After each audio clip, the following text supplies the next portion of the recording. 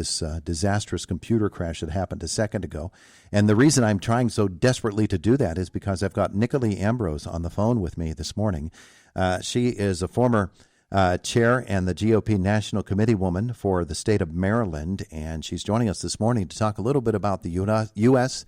and our response to the Ukraine situation. Our conversation is brought to you by Marcus and Mack, a law firm representing injured people. Nicolee, good morning. Good morning. Great to be with you. Just sad that what we're talking about is the invasion of Ukraine. Yeah, absolutely, and our response to it. And from a local level, here we are in a small town in western PA, and we're wondering, well, why does this matter to me? Why does the Ukraine matter to me? What's that local impact that I'm looking for with this, Nicolee? Well, I think, first of all, it's what we demand of our leadership, because all of this is unnecessary. None of this had to happen. It's only happening because the world's bad actors have no respect for American leadership.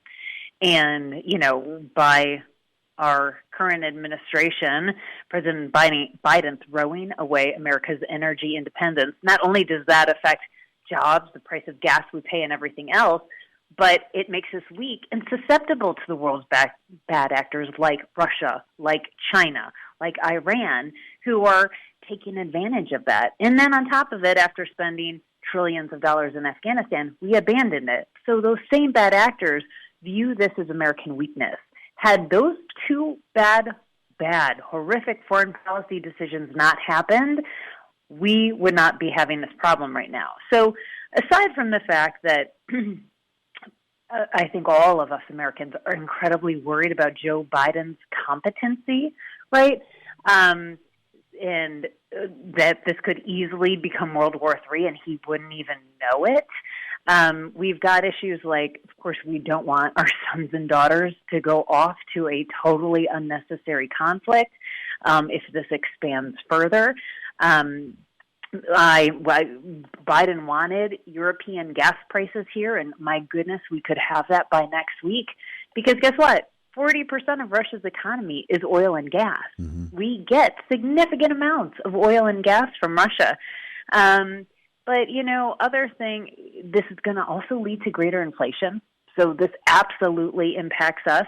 And we think we've been concerned about the supply of oil, right, with the Democrats killing our energy production in America and specifically in Pennsylvania, right? That is the inflation we've experienced so far at 7%, the worst in 40 years, is nothing to what it could be if this is a protracted conflict, if it extends to other places. And, I tell you, China is looking at this, licking their lips.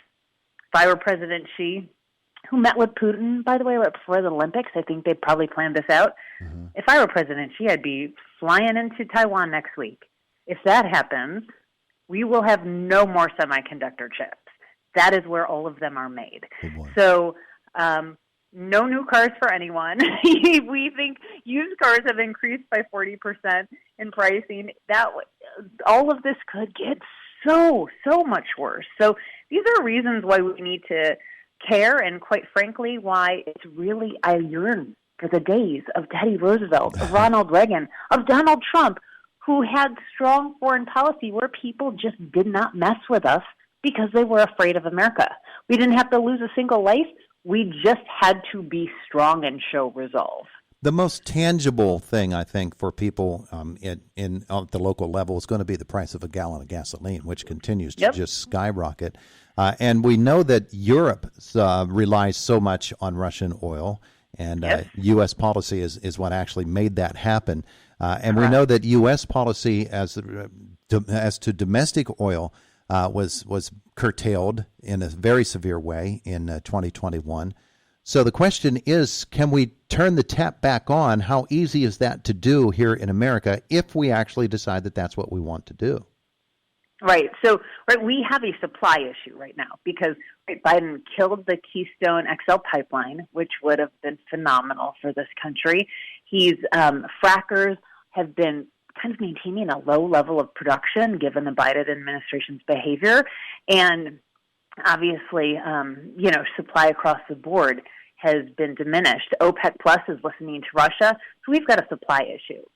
I truly believe American resolve can solve just about any problem. The problem, and the reason I don't think that will happen, is Biden is so beholden to the radical left of his party that I think they would consider any options like this off the table, because you have John Kerry literally saying that climate is his concern with Putin invading Ukraine. Climate, not people dying, not 41 million Ukrainians being taken over by a hostile power in total contradiction to international law. None of that. He's worried about climate. So because Biden is guided by such radical leftists, I don't see Biden taking a leadership position to bring people together to increase U.S. production of energy. Nicolee Ambrose is our guest. We're talking about the U.S. and its response to the situation in Ukraine. Nicolee, given the events of the last over a year now, is America trusted as it once was by our allies or those who once considered themselves to be aligned with us? Can they trust us? Great question, and the answer, unfortunately, is absolutely not. Israel's got to be terrified right now. NATO countries have got to be really terrified right now. It's just this weakness that subjects the world to so many more dangerous situations when there's just not a stable, trustworthy America. Because once again, previous case, we've got the president's cabinet and the president running around more concerned with climate than keeping people alive. Scary times. Yeah, absolutely. And the Afghanistan situation it eroded our trust in our own selves, yes. and that was just such a horrible situation to watch unfold. As we watch this situation unfold in Ukraine, and the sanctions that the president talked about just the other day, and whether or not those are actually going to deter in any way, the president yesterday reversed himself and said that, well, no, we knew all along that they wouldn't deter. What is the way out for America in terms of getting our footing back underneath ourselves? And of course, the overriding concern is what happens to Ukraine itself. Great question. So, number one, I watched that entire Biden press conference. He did not say it once. It was not a mistake. He said multiple times that he knew sanctions would not deter Russia, would not do anything to stop this. That's obviously in total contradiction to everyone else in his administration that's been trying to pull the line that, sanctions will encourage Russia to behave better. So once again, a terrifying situation that you have our U.S. president admitting that he's just going to let sovereign nations be taken over and do nothing about it. But in terms of, I really see this as a wake-up call. We have several issues going on here. Obviously, European countries need to dramatically increase defense spending. If the U.S. were energy independent, this would not be happening. The UN Security Council has demonstrated itself to be completely useless. And then the remaining question that must be proven true is that NATO has got to prove itself an effective alliance and be a bulwark against Russia. But I see this playing out exactly like Crimea played out in 2014. Back then, the U.S. did nothing, and Russia is still there today. Obama was president, as we know, in 2014. He levied some sanctions. For 2 years, Russian exports decreased, and that invasion was just basically accepted, right? The world community just rolled over because America wasn't going to do anything, so then no one else was. And Putin called it an annexation. And shortly before, he started rolling his tanks over Ukraine's borders this week. He once again called for the world to accept his official annexation of Crimea. So I don't see anything changing until we have a new U.S. president. And it is really scary to think of all of the ill that could happen in the world until January of 2025. Just one more question, because we do have to get rolling here. But Nicolee, does Putin use this as a stepping stone? Is Ukraine just the next step, and then the countries that surround it will be falling right after it? So I'm sure he would like that. this is why we have at least been sending some troops over. But you have to realize right after Ukraine, Russia has been dramatically increasing its what they call their propaganda budget and spending a great deal of effort on Romania. Poland is right there as well. They are NATO member countries. So that's why when I was referring to saying NATO must prove itself to still be an effective alliance, we have to, in Europe especially, it's their yard. It's not their backyard, it is their yard. They have got to fill those countries' borders. And, Latvia, Estonia, all those countries need to have a significant troop presence just to maintain that peace through strength posture to prevent further bad behavior. Well, Nicolee, I wanted to feel better after this conversation, but now I don't.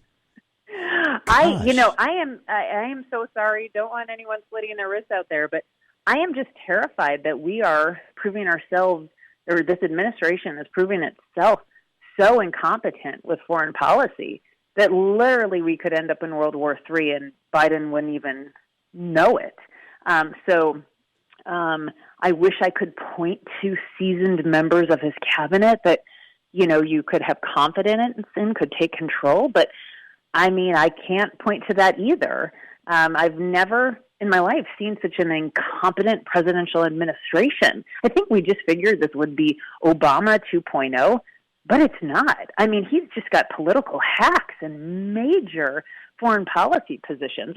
It's really scary. So, prayers up, and let's hope NATO comes together to at least help defend Europe and make sure Putin won't cross a second red line, just like he steamrolled over the Ukrainian red line.